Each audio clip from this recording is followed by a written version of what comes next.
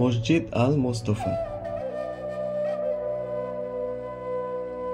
ঢাকার মাদানী অ্যাভিনিউর ১০০ ফিট রাস্তার দক্ষিণ পাশে অবস্থিত এই মসজিদ। পাশেই রয়েছে ইউনাইটেড ইন্টারন্যাশনাল ইউনিভার্সিটি।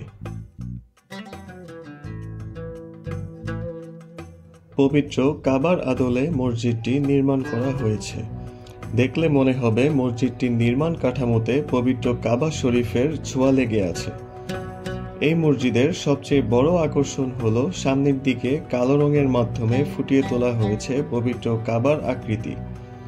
দেয়ালে সোনালী রং দিয়ে লেখা হয়েছে আল্লাহর নাম এবং প্রিয় নবী হযরত মুহাম্মদ সাল্লাল্লাহু আলাইহি ওয়াসাল্লামের নাম।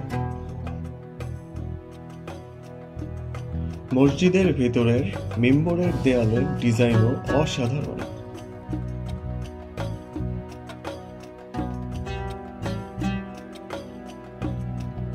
পাঁচতলা বিশিষ্ট এই মসজিদে আলাদা কোনো জানালা নেই। এমনভাবে নকশা করা হয়েছে যা প্রাকৃতিক আলোয় ভরপুর।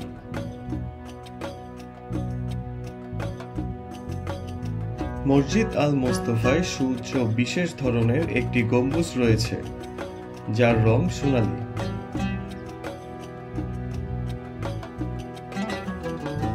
পাশেই রয়েছে বিশাল উচ্চতার একটি মিনার। গম্বুজ ও মিনারটি মসজিদের সৌন্দর্য আরও বাড়িয়ে দিয়েছে। মসজিদ আল মোস্তফায় একসঙ্গে প্রায় ১১,০০০ মানুষ নামাজ আদায় করতে পারে। এ মসজিদের প্রতিটি ফ্লোর থেকেই ইমাম ও খতিবকে দেখা যায়।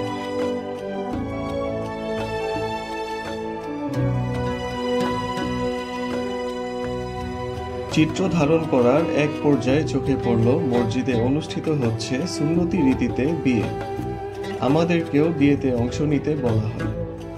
দোয়া শেষে খেজুর খাইয়ে বিয়ের রীতি সম্পন্ন করা হয়।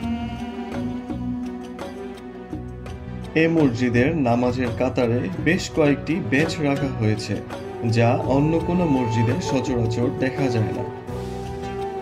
মেঝেতে বিছানো রয়েছে বিশেষ ধরনের কার্পেট, যা ভ্যাকুয়াম ক্লিনারের দ্বারা রক্ষণাবেক্ষণ করা হয়ে থাকে। শুধু তাই নয়, নারীদের জন্য রয়েছে আলাদা নামাজের জায়গা। মসজিদ আল মোস্তফায় একসঙ্গে প্রায় ১১,০০০ মানুষ নামাজ আদায় করতে পারে।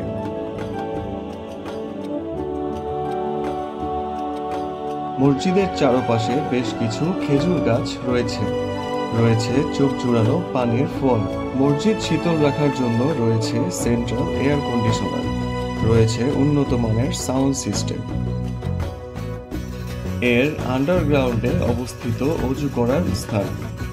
সেখানে রয়েছে বেশ কয়েকটি বেসিন। হাত ও পা শুকানোর জন্য রয়েছে আধুনিক মেশিনের ব্যবহার। মসজিদ আল মোস্তফার নির্মাণ খরচ আনুমানিক ৩০০ কোটি টাকারও বেশি। চাইলে আপনিও ঘুরে আসতে পারেন মসজিদ আল মোস্তফায়।